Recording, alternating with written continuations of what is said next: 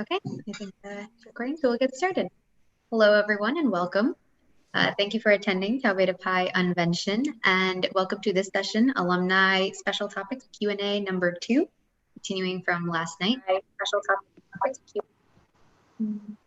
Might be hearing some echo, but we'll continue. My name is Sandhya Kannan. I'm the Chief Advisor for New York Omicron, and I'll be responsible for hosting today's session. So first, I'll turn it over to our speakers today to introduce themselves. We can start off with Kurt. Right, so Kurt Rouser. I'm actually was inducted Ohio ADA in 2011. I'm the vice president for the Pioneer Alumni chapter in Stillwater, Oklahoma, which is located at the Oklahoma State University campus. And our area is north central Oklahoma, which includes Tulsa. Thank you, Kurt. Eric, do you want to go next? Sure thing. So I'm Eric Westfall, and my hat this evening, the one I'm currently wearing, is Puget Sound Alumni Chapter, which is in Seattle area, greater Seattle area, Washington, where I'm the president. Got some other roles too, but that's the one we're talking about tonight. So that's me. Thank you. Next on my screen is Ricky. Hey everybody, I'm Ricky Hollenbach. I was inducted in Pennsylvania Lambda at the University of Pittsburgh, but now I'm down in the Research Triangle, which is in North Carolina. It's the little triangle of Raleigh, Durham, and Chapel Hill. And then I'm the Director of Data Analytics for the Research Triangle Alumni Chapter. Thank you. Next, I see Jen. Hi everyone, I'm Jen. I'm the president of the San Francisco Bay Area Alumni Chapter, which is in California. And I'm not sure if I saw our last speaker come on yet. Go ahead, Stephen. Hi, I'm Stephen Kramer. I'm the president of the Central Connecticut Alumni Chapter. Just to put it out there, I was inducted at Utah Beta in 1982. So it's a pleasure to be here. Thank you so much, and thank you to all the speakers. I hope you all got a chance to see their great videos. So we'll now proceed with our Q&A. If you have any questions for the speakers, you can go ahead and put them in the Zoom chat. And please structure your questions in the format with the last name of the presenter and the question as you'd like to address it to them. If you have questions that you'd like to do live, we can also start off with those.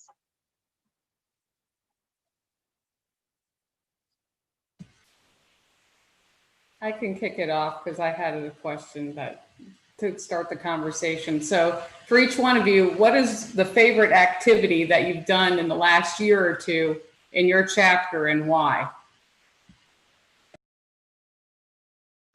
So for me, what we've started doing that I really enjoy is a back to school ice cream social. And in Oklahoma, that makes a lot of sense because usually in August, we'll be looking at like 100+ degrees when students are coming back, and we'll do that in the first week or two. The first year I made the mistake of thinking that I could keep it on ice outside right next to the vent. That ice cream was soup in like seconds. And then we took it indoors the second year, and that worked really well. And I went to ice cream cones, not realizing that I would need, like, instead of like 50 or 60, I probably need like 500 or 600 ice cream cones. And then the next year, which would have been this year, we were all set to do it. And this time we were going to have it all right. And then the whole pandemic thing changed that up. But so we went instead to distributing masks instead, which worked out pretty well too.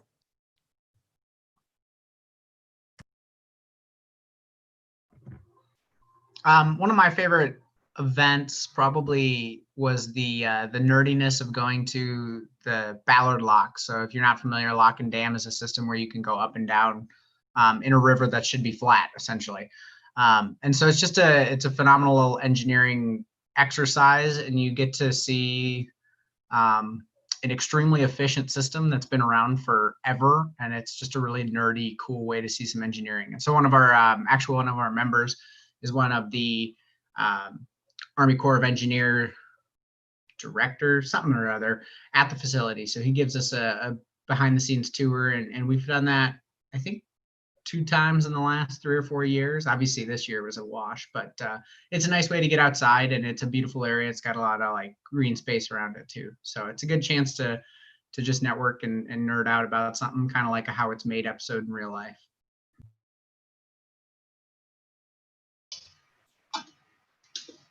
One of our favorite activities, I was able to arrange for a tour for the alumni chapter and some of the students to go through our assembly line at Pratt & Whitney, where we assemble both the F-135 engine and the geared turbofan engines that go on the A320s, and also to see where they get tested. So that was a lot of technology. We had a pretty good group out there.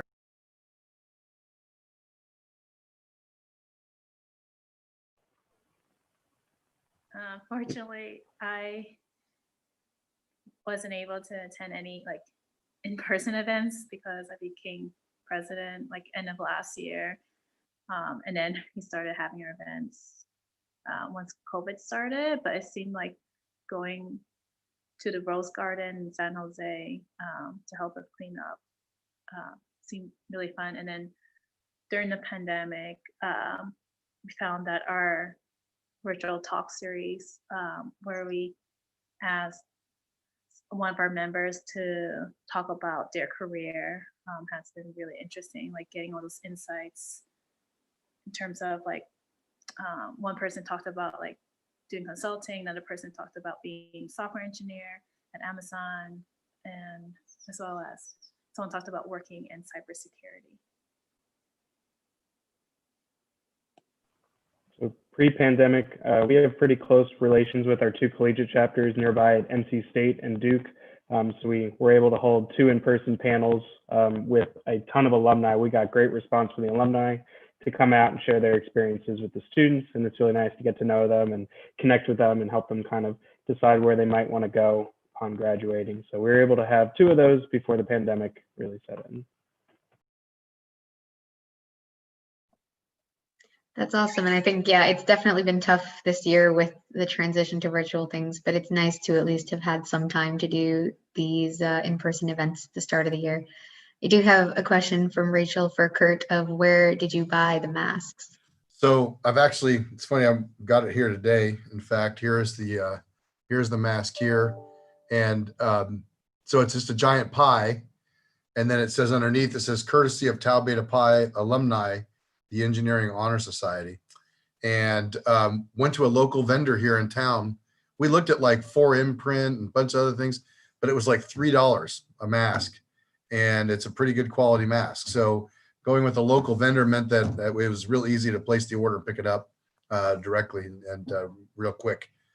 And then I actually had a question. I see somebody else asking how many alumni chapters.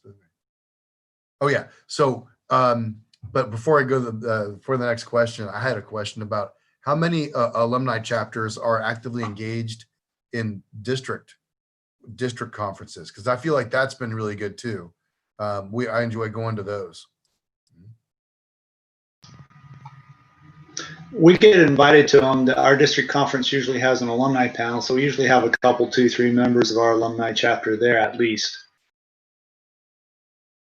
You know, I feel like they've always been oriented at, toward the students, and it makes sense, right? The student chapters, especially making sure that they understand their chapter operations, and then there's usually some fun associated with all that. But I wonder if the way there's been this momentum growing of having alumni chapters, if there could actually be some portions of the district conferences that are kind of aimed really at like alumni, not just an alumni panel for the students, but something that's for the alumni. I don't know. Yeah, Kurt out in District 14, so that's pretty much everything north of California and west of Montana. That district, we've had a pretty decent connection between our Portland area, which I think it's Portland area, and then our Seattle area, which is Puget Sound, and then the actual district themselves. So the way that we kind of added value to our alumni members without kind of distracting from what the collegiate members can get out of it is we've had a really good experience to work with Jan Kaiser on the newer engineering futures sessions. So doing some of those professional developments that have now been unlocked because they've been created post all the rule junk. And that really does get a chance to kind of like make sure that you're in the right headspace for your career. I remember my first one, I should say, that I went to out there in District 14. They did like a, do you actually know what your personal motto is and like what you actually want to do? So it's a little more self-finding, which was a great experience for somebody who is early in their career. It's a great experience for somebody who's just finishing up school. It really hit a wider range of people. And so I think that finding the right professional development, not just group teamwork, all those kind of traditional ones, but some of the more inner-looking ones can really impact in a positive way all your alumni members as well.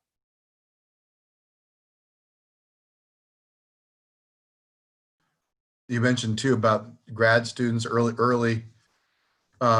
graduates or recent graduates, and then I think graduate students too. That's something that we've been kind of working on a little bit more, is trying to get them more involved. It should be really easy, especially if you've got somebody who was an officer for the student chapter and they know they're gonna be sticking around. It's like, well, so I've had one guy, it's like, do I stay with the student chapter or do I get involved with the alumni chapter? I'm like, well, you can do both.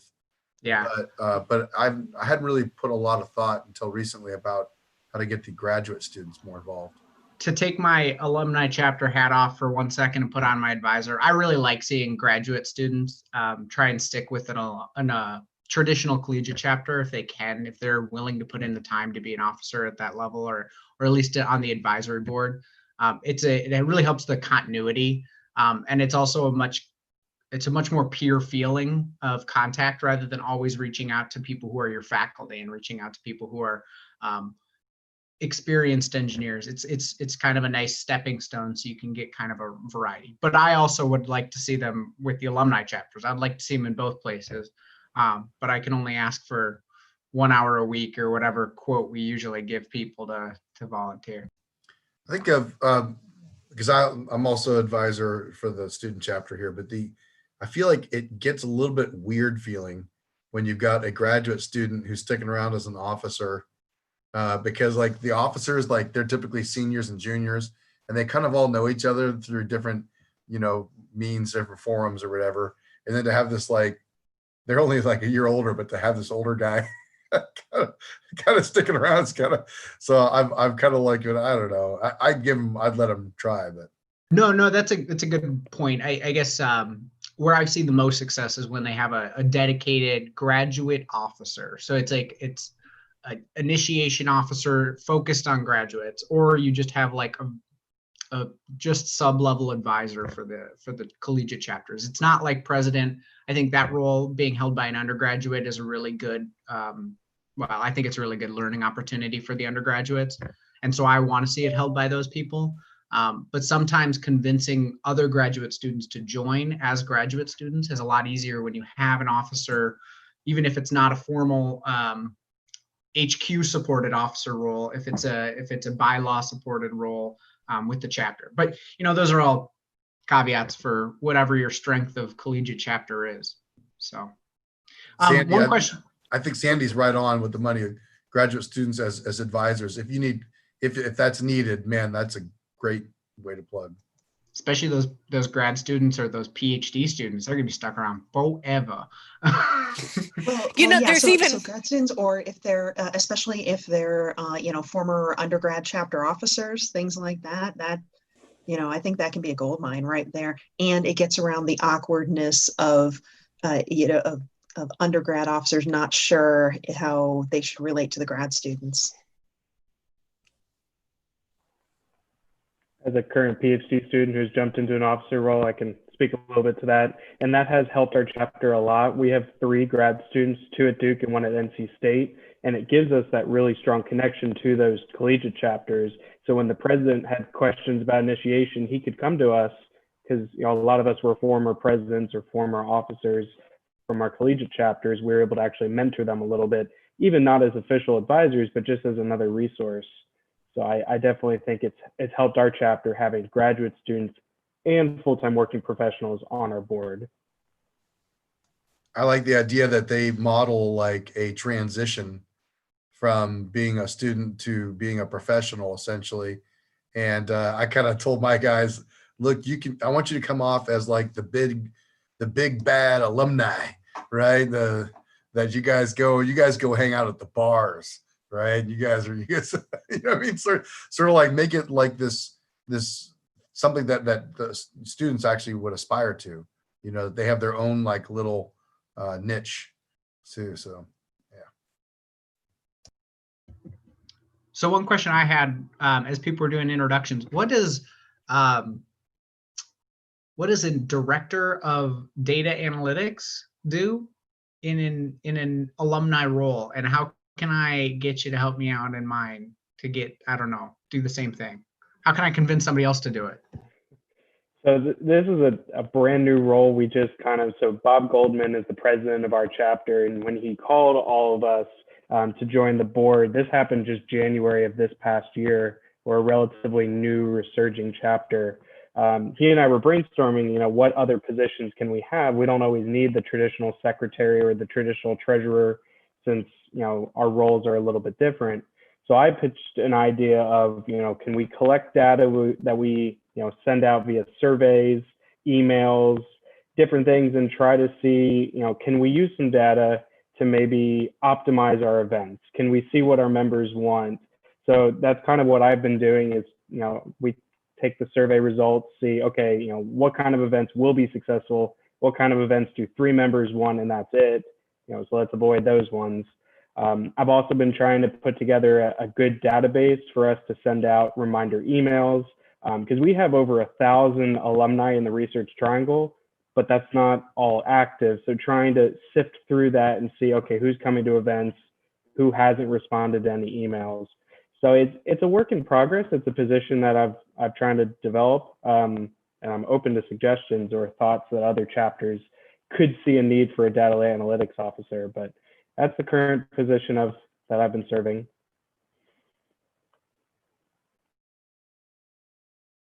Jumping off that, I was going to ask what you would say is your best tip for keeping track and keeping in touch with all these alumni, especially as you end up gathering so many more email addresses and contact info over the years. The data analytics position sounds good, but anyone else too, if you have any good tips for that?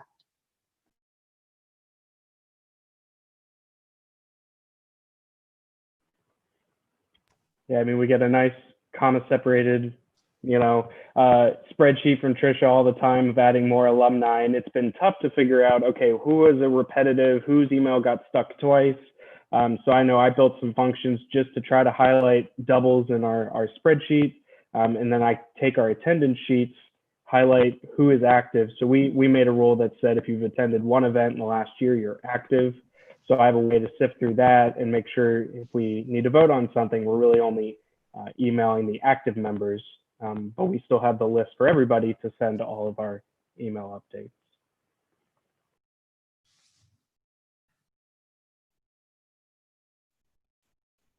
I think one of the most frustrating things is that we get that file from Trisha, and I'll have so many people with mailing addresses, but only a maybe a fraction, a third of that where we have the email address. And like you're saying, don't even know that all those are necessarily valid either. The first few times I got a lot of kickbacks. After a while, I started just kind of deleting those emails off the distribution list. But I feel like last year we talked a lot about what could we do to maybe do like a mailing campaign in order to kind of like maybe reach out to folks that weren't getting the emails and otherwise we're not in contact. I never followed up on that. I don't know if anyone else has done anything on the panel or anyone else.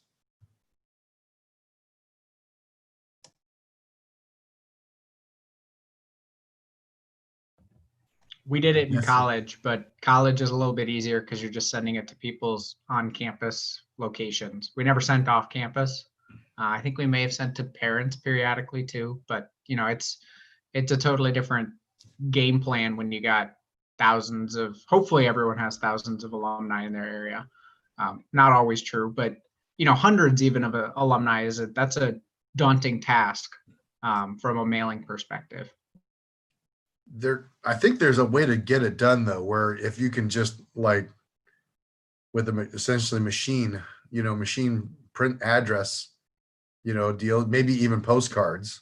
Right, and that's exactly what I was going to say. If you can get it on a postcard, you can do whatever your next couple of events are on one side, maybe a little bit about who you are, and then just have all those printed the same way, and then go and print all of the other ones on a mail merge style. I'm not even thinking about event. I'm thinking like, please confirm that you exist. Oh yeah, that works too. If you have an email, please just drop us a line. Yeah, because we'd rather not spend 38 cents, whatever a postcard costs now, to send this to you every time. Right. Yeah, there you go. Sherry's got it.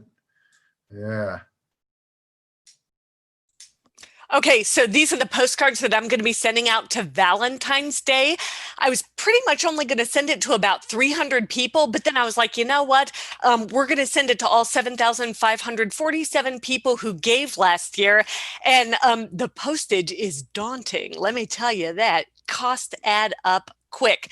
So to your point, and Trisha, you jump in anytime you want to. So, annual fund, we send out 3 appeals a year. The first one's about, I don't have the numbers right in front of me, but about 85,000 people.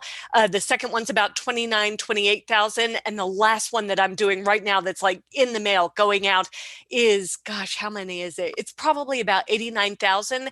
And we're looking at postage cost of, is it about $20,000 or so for about 85,000 people. And that's for a first class stamped envelope and everything. So again, Trisha, you know better than me. Take it away. Yes, it costs a little bit to send stuff out. I see Donna going in and out. She's our local one for Great Smoky Mountains alumni, and we're the ones who mail every year because quite a bit of our membership are retired older folks and they have just, Smoky Mountains has been continually asking for membership dues over the years, and it's just a thing that just happens. So we use we do $20 a year, and part of that fee goes to cover the mailing every year. So we mail, there's about 1,600 to 1,700 in the Smoky Mountain area. And then we pay headquarters the cost of getting them printed and out the door for postage.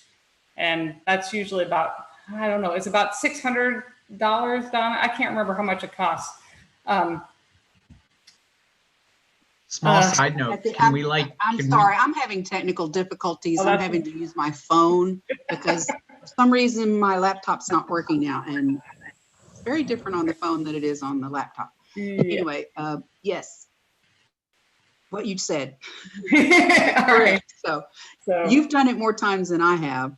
So yeah. So we usually, as past president, I'm new at it. Trisha. Yes. I was curious. Have we ever done postcards? Because I thought that was a good idea, especially if it had some kind of QR code that they could directly link to update their email address. And that would be like, I think they're like 12 cents instead of the 42 cents or whatever that a actual envelope is. I think it's 55. Thought it was 35. For a letter. Oh, for a letter. I think it's 35 cents per postcard. Nonprofit is right. cheaper. Yeah. And I was looking at that. I can't remember what our number is, but I want to say it's like roughly 1,500, let's say, in our list. And but we have a letter. Rate is 35 cents on the USPS postage rate site. Right. And then but if I've got, let's say 1,500, I'm just going to make a number up. Let's say it's 1,500. And if I know that I have email addresses for about 500, then really I only really need to send out maybe to the 1,000. So now it's like $350. And what surprises me is that whenever I throw that number around in an alumni like discussion, like I'll send something out to like, hey everybody, we're gonna do this campaign where we're gonna, like we did with the masks. As soon as I said, well, it's a few $100, invariably somebody will pop out of the woodwork and say, that's all you're talking about? Like, here's a few $100, go get your thing, right? Go do it. And so honestly, now when you're talking $20,000, Sherry, that's a whole nother thing. That's more than the price. That's like that's worth more than my car. I could buy 5 cars for that. Yeah, but we also bring in, what, $500,000 is what we're expecting with this last push of the year. Yeah. Right. Does that mean that we're going to start getting paid positions for alumni chapter officers, or? No. No. Okay. David, were you talking about postcards for going to everybody or just in your area, or what was your intent?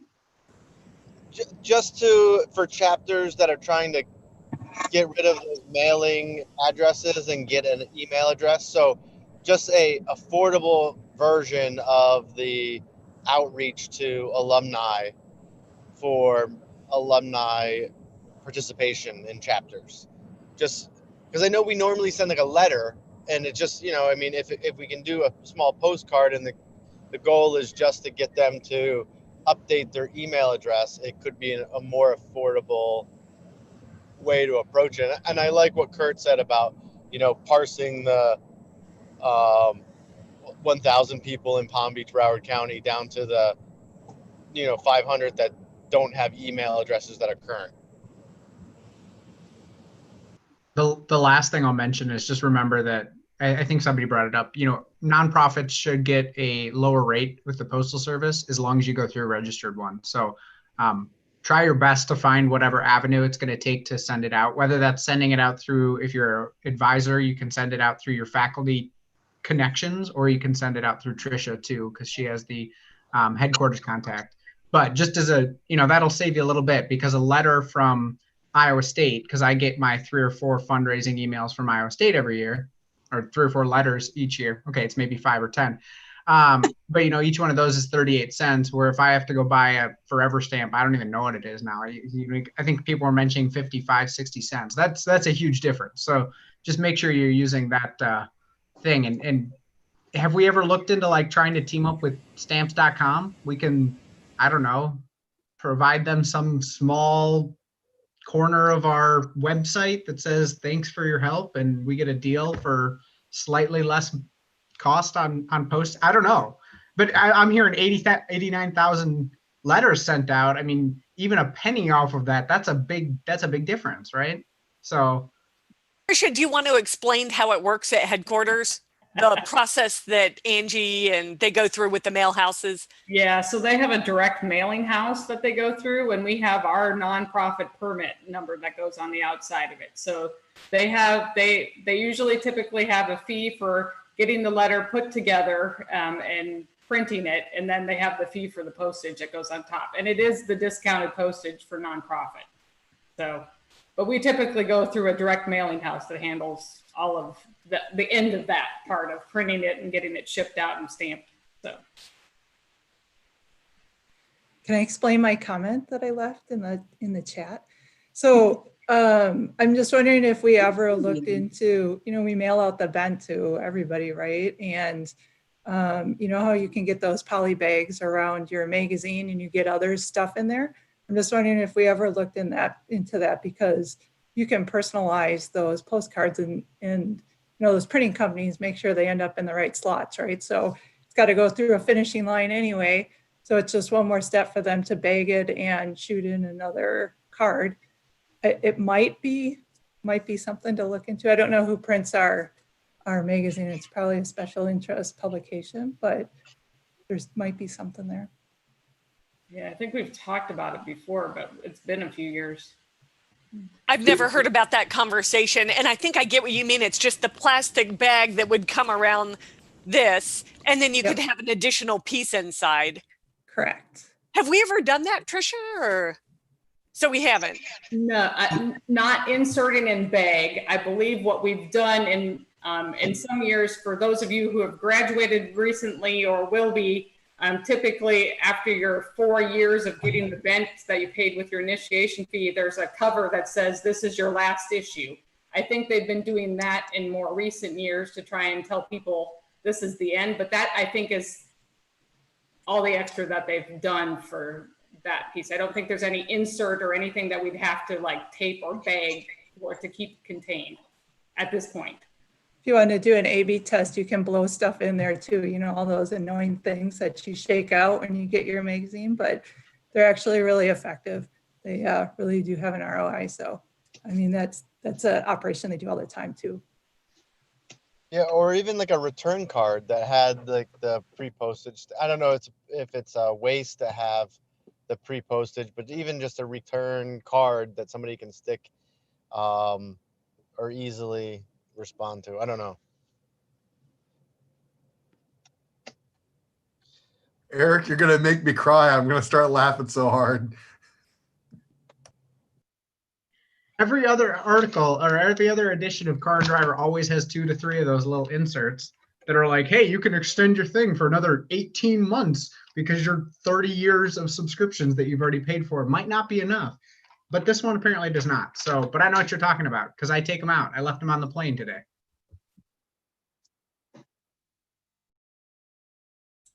You know, I think in the past there have been concerns about doing those specific types of inserts.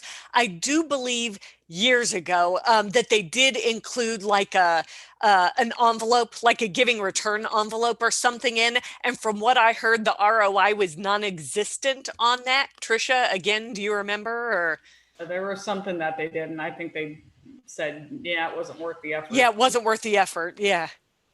Mm-hmm. I wonder though that if we did do some sort of campaign where we really actively went after the mailing addresses to try and see if we could get more people to connect with email or whatever else, I wonder if we'd get like some sort of like, you know, like bow wave of alumni that we wouldn't be able to manage. Like we'd have events that would get so big. Or would it be like, Sherry, be like what you're saying, be like you do all that effort and get crickets chirping? Well, so what you're really talking about is the NCOA process. So again, Trisha, I don't know if you want to weigh in on kind of what Kurt's just been through with this. Well, okay. So he's talking getting email, which is easier, or not easier. It is easier to correspond with people via email as opposed to paying for it. But so what Sherry's referencing is what I had sent out in, for those of you who are on the alumni chapter Google group. When I talked about that, we had a third-party company go through a lot of the invalid addresses to go through over the summer. They came back with quite a few. So those of you who receive your lists, the quarterly update list went out last week, I believe. You should have had like a lot more people on it than what you normally have on it, because we had like, they found like 150,000 more people for mailing addresses, but that's the mailing addresses. So they did do that this year. Getting email is for people to self-report. That's the fun part. So yeah, but getting the people to self-report, a lot of that is getting them through the actual snail mail. So you've got to get in touch with them initially, and then sometimes that leads to actually getting an email address for them.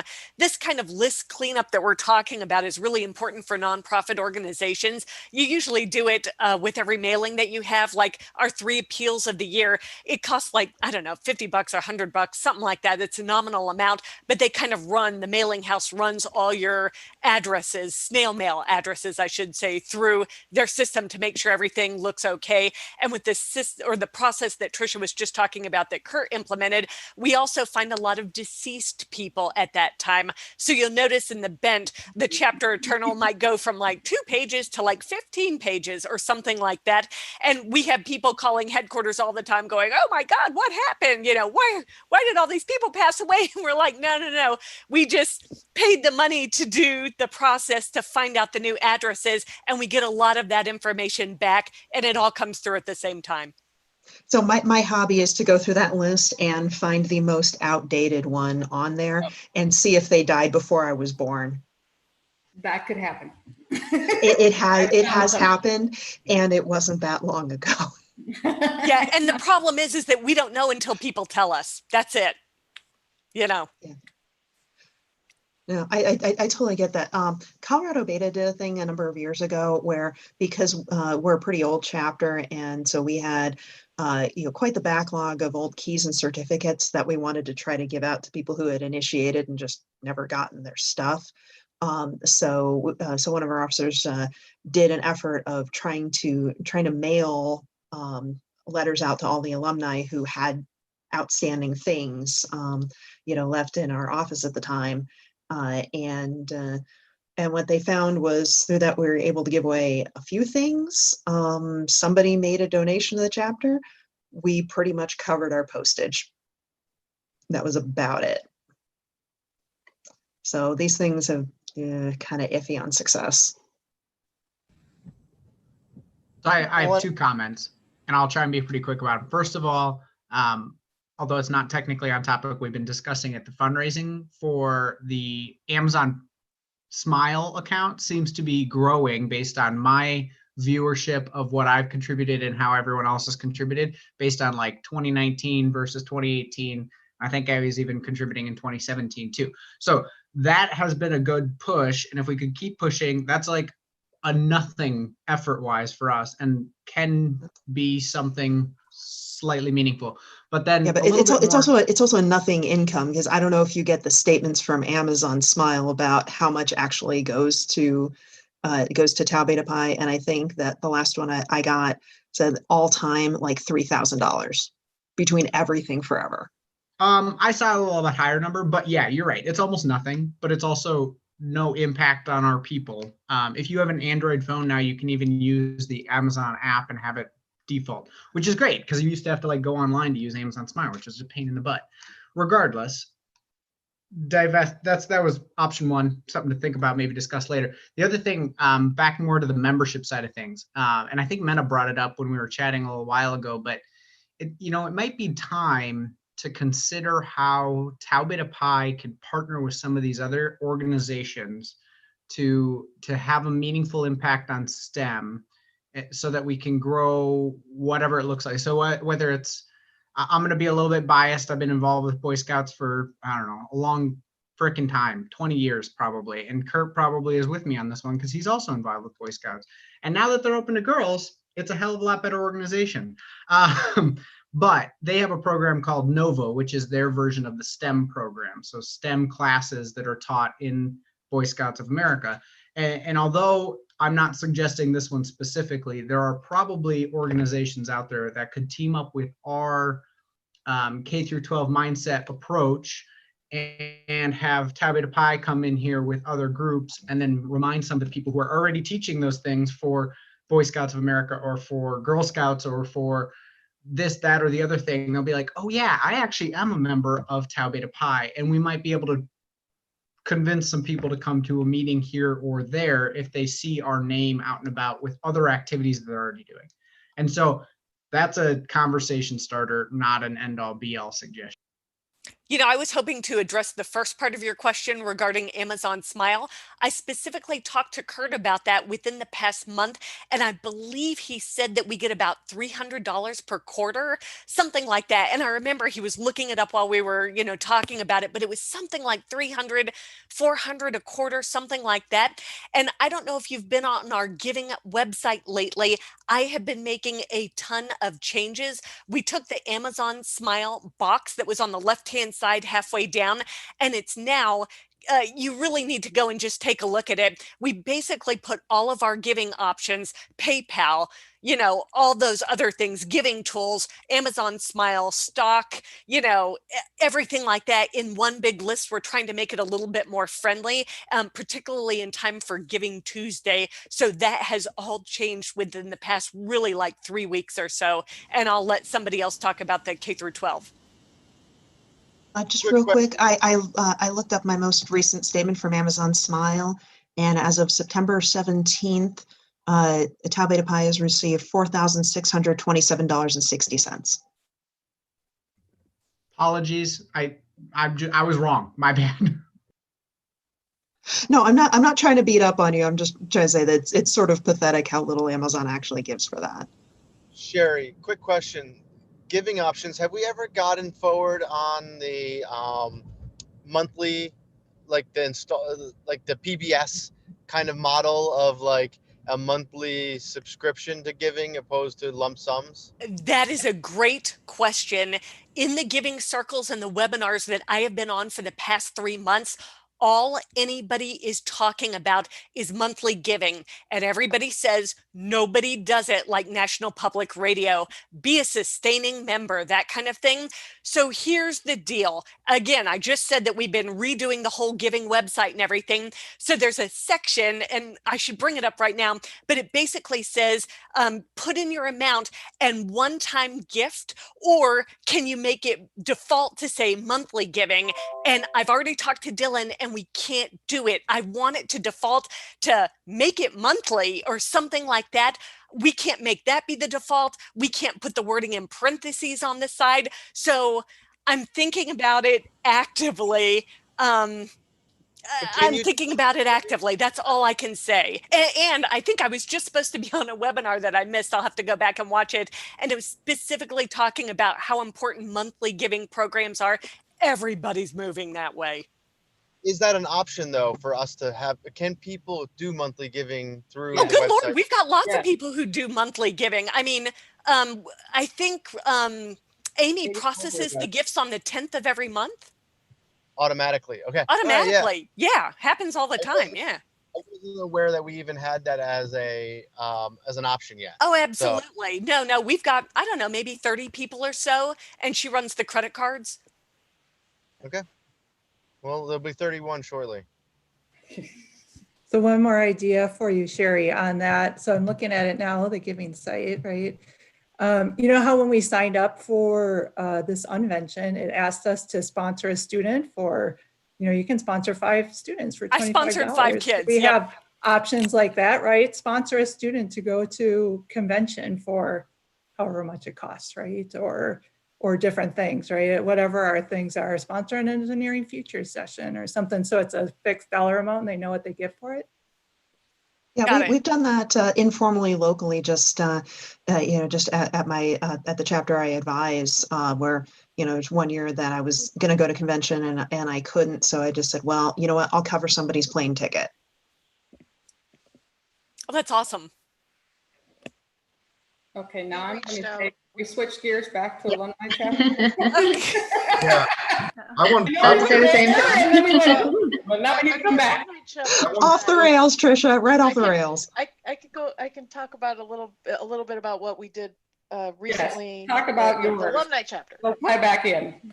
Yes, so there was we had a couple of different ideas that we started bouncing around last year at convention.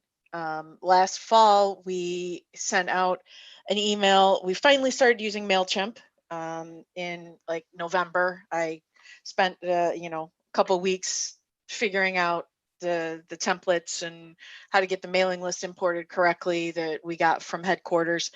But we sent that out just saying, hey, we're here, and oh, by the way, we're putting together this banquet. 3 of the local chapters, we have 7 local collegiate chapters. 3 of the local collegiate chapters are having their banquet on the same night. So we are going to host a banquet for them. And we're going to, we worked with our district director to put that together. And we said, oh, and by the way, if you'd like to sponsor some of the student members for their dinner, it's $25 or $30, whatever it was.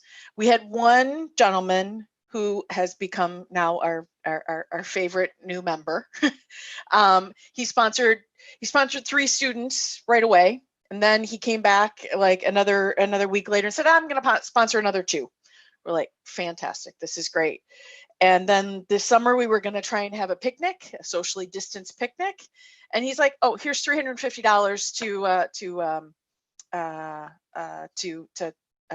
to rent the venue, and if you need to pay for food or whatever.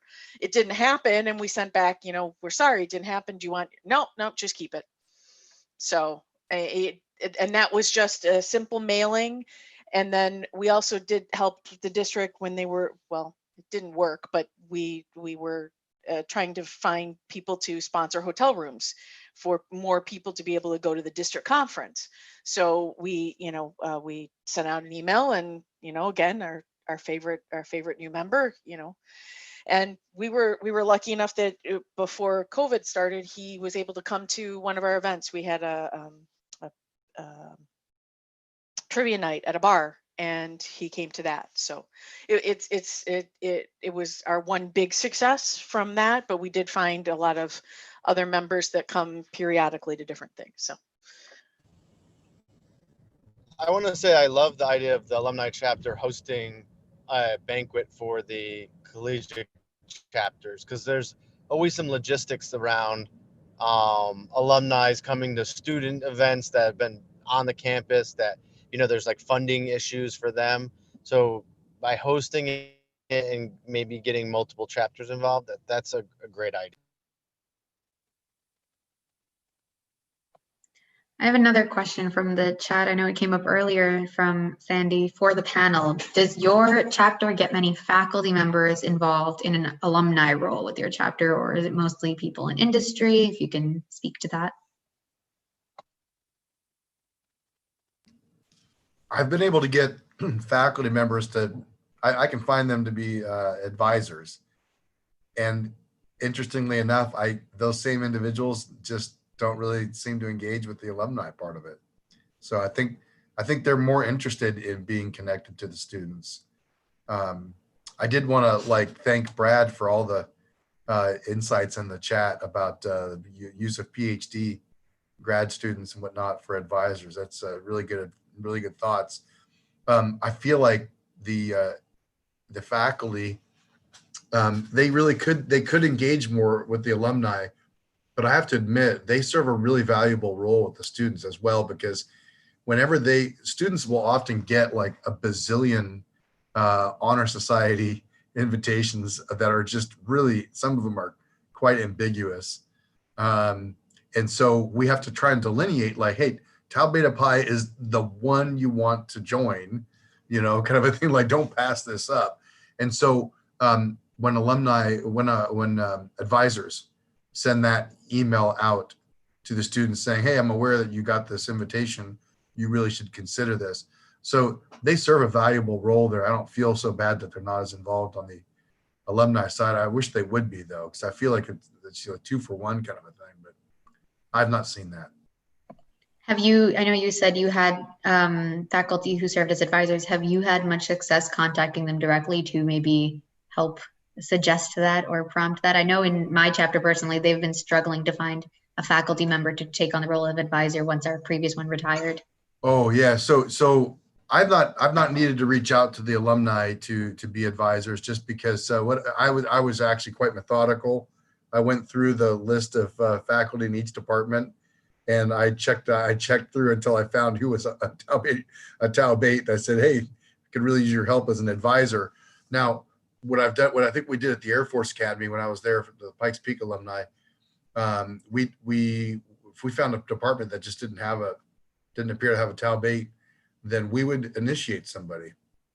And the funny thing is that then they were suddenly alumni as well, and so they could some of them were pretty inspired to kind of connect that way too. When COVID hit, we did a seminar series for the Research Triangle, and we got some faculty interest in giving seminars because faculty love nothing more than to talk about their research. So we use them to, maybe participate in these seminars. I don't know if any of them have attended our meetups at a bar or any of our other events, but at least we've definitely had some engagement in terms of seminars. Is there an easy way to determine if faculty are part of Tau Beta Pi? I guess I haven't. I'm in the alumni chapters that I've been. We haven't been trying to connect with advisors. So you can find the advisor list out underneath the For Officers page and find your chapter listing and find the advisors that way for who's there. Now, to figure out who is a Taubate on faculty at a certain school is what kind of like Kurt said. You have to walk through the list because they don't self-report either. I have found many that were still where they actually did their master's degree at from 30 years ago. So I typically, and you will hear it at the end of my Director of Alumni Affairs presentation on Saturday, that if you would like me to go through a list of somebody's faculty on their website, I'll go through the list and go through the database and match up and send a list out for if they need advisors that way. So I've been offering that. I've done a few schools over the years, and even some of the bigger ones like Wisconsin and Florida. So, but yes, just let me know if you have people in your area or chapters that need help. That way I can go down that path and help as well. But there's no easy way to say push a button and you get all the faculty that are Taubates, because we don't actually know that they're there in some cases. So Tricia, this seems like a perfect time for me to ask the annual obligatory question: when are we going to get our alumni database? Okay, so that conversation is moving along.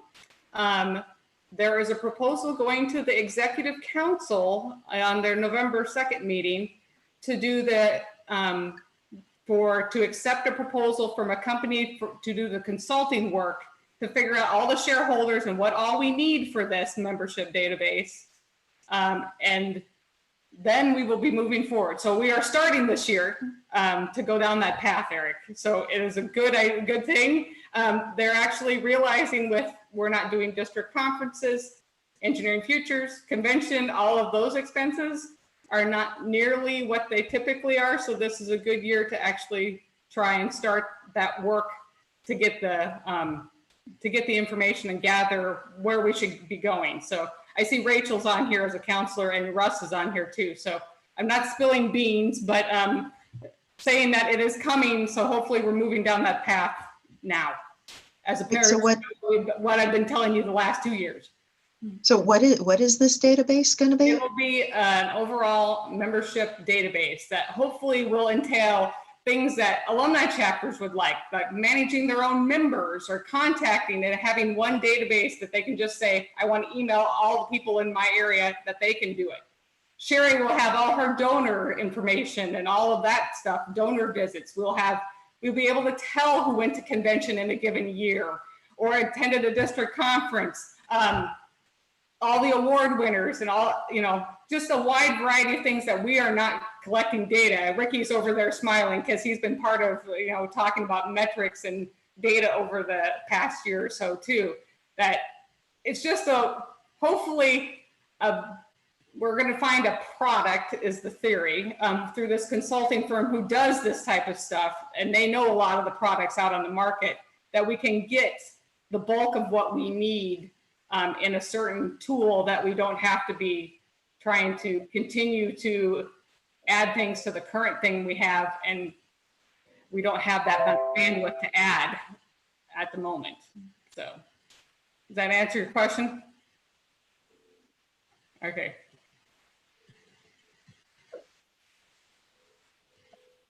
Any last questions as we approach the end of the session? Oh, I just came up with an idea, like if it's hard for us to email or send, I don't know, mail to alumni, I think we can just use like LinkedIn to like contact them to like update their information. Have you guys tried that? Somebody was doing LinkedIn at some point in time and trying to reach out in their areas, but I don't remember which. We don't reach out using LinkedIn, but we do have LinkedIn. It works for a certain demographic. Some of the more recent engineers are a lot more likely to have LinkedIn than some of the more experienced, closer to retirement and retired engineers. But that doesn't mean that it shouldn't be utilized. It's one tool in the tool belt, right? And so yeah, you definitely can. We try to go emails first, but that might be a more cost-effective option then going to mailers second. You might be able to limit your pool of 1,000 down to, I don't know, a pool of a couple hundred if you go and you take out the last 10 years of people, because that's going to be the most likely that they have LinkedIn, and you go in and you have each officer take 90 names over a summer and try and reach out to them. But yeah, good call. Yep. Thanks for that good last point, Jen. And I think we'll wrap up now. So on behalf of Tau Beta Pi, thank you to our panel, all our speakers, and all of our attendees for facilitating a great discussion. I think even outside alumni topics, we got some great ideas going today. So yeah, it was a great meeting. Yes, and it's been a pleasure having the panel present this year, and I know your presentations are up on YouTube, so if anyone is interested for this session or the further sessions, you can refer to Whova for the agenda for any upcoming sessions and provide feedback on how this session went via the rate feature in Whova. So that concludes. Letting us into your homes during these truly extraordinary times. We're really Okay, bye everyone. Okay, bye. Thank you, everyone. Thank you. Very much. Hey, Trisha, I got a funny story for you. All right. Real quick. We had asked